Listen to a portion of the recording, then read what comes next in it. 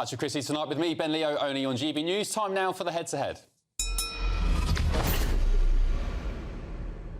And a damning report has claimed that the family of Sir Captain Tom Moore made over £1 million through their association with the charity set up in his name. So, according to the charity's watchdog, there was repeated instances of misconduct by the veteran's daughter, Hannah Ingram Moore, and her husband.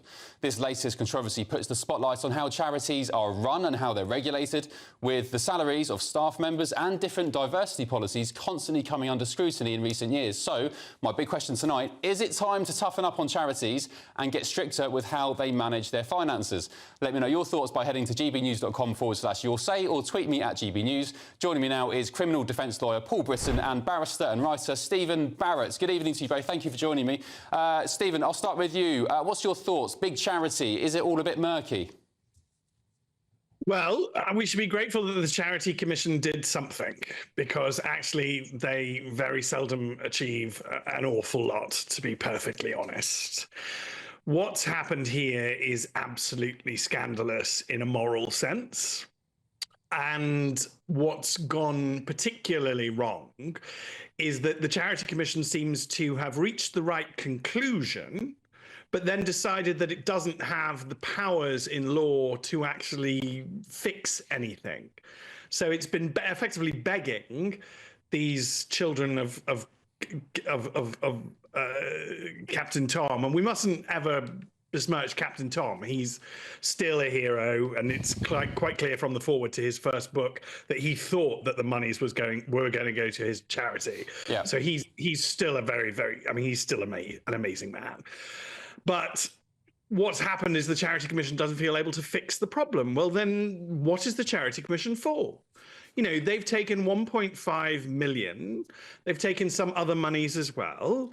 They've clearly benefited. I still don't know her actual name. I still know her as Captain Tom's daughter. Okay. And I think the idea that she's independently attractive or independently in demand is nonsense. Okay. And where are we with this? Well, what about the wider situation, Paul, with charities in general? And I'm talking about massive corporate-style charities here, not independent charities or, you know, I'm not going to name them because I have to get comments from them, but I'm talking about the charities with CEOs on £300, £400, £500 salaries, where in some instances, reports from recent years, Full Facts did a report, in some instances, just 27% of donations from the generous British public go towards the actual cause.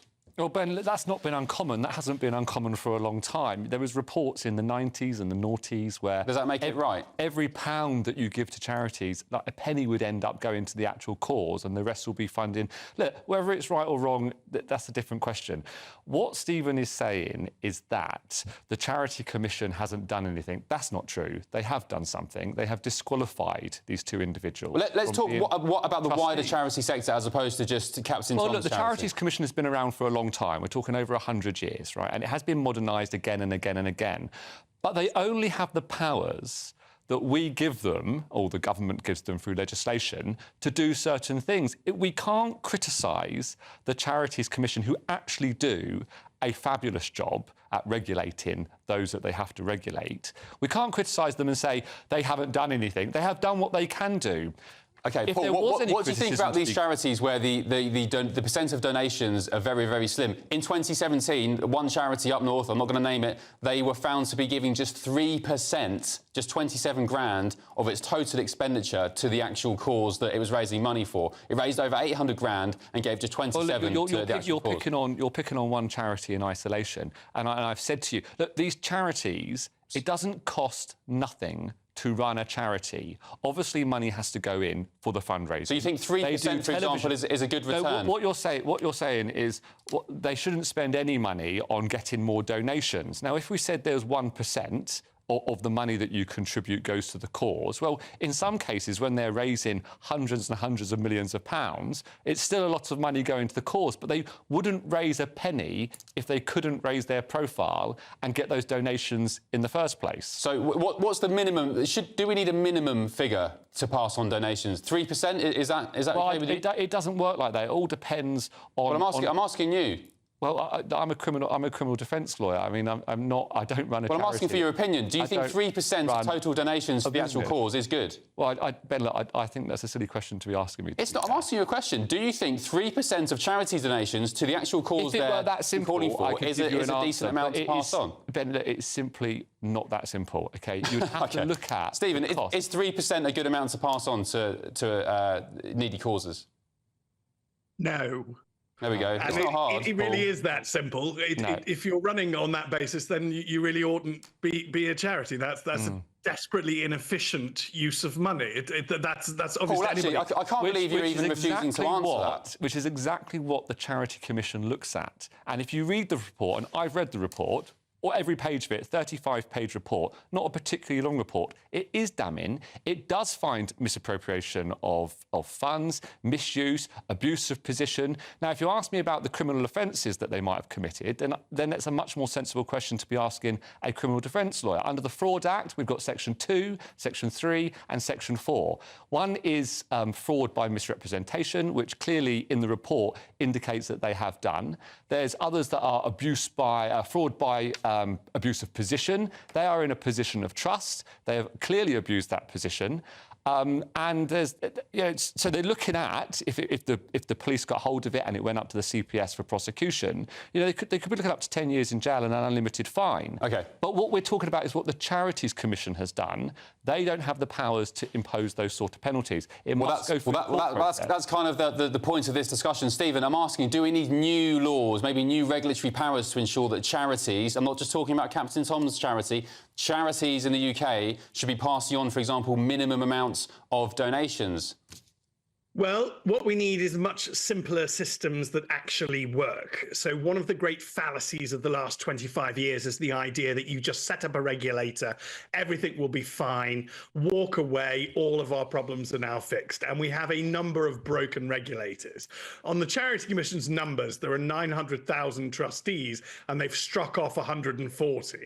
That's not, to my mind, I mean, sure, maybe all of those other people are entirely good people, but I'm going to suspect that there's actually quite a lot of... Stephen, you can't make sweeping statements like that at all at trustees. I absolutely can. Of course you can't. Did. I think they're doing... No, I mean, it's an outrageous thing to say. In you. You're just saying that everyone's dishonest. They've highlighted 140 people that they have disqualified, which just shows that the Charity Commission is working. It doesn't mean that there must be thousands of other dishonest people.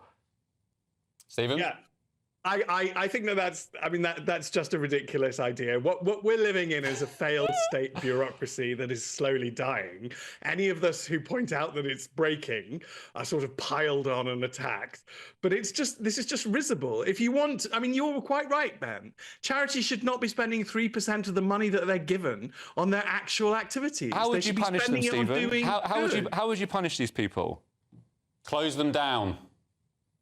Which people? It's not a charity, is it? If you're giving 3% of the donations from the generous British public who graft to put food on the table... I'm afraid, Ben, how do you want the Charities Commission to punish them? What powers would you give to the Charities Commission? This rather rude gentleman's name, so I don't know Barret. Quite who he is. Well, that's quite rude, isn't it, that you can't be bothered to see who you're on air with? He is talking to council and he is wasting council's time with silly questions. OK, Paul Britton, Stephen Barret. Paul, just one last opportunity. Go on. You think 3% is an acceptable amount to pass on? Listen, Ben, obviously... Yes or no? Come on. Let me answer the question.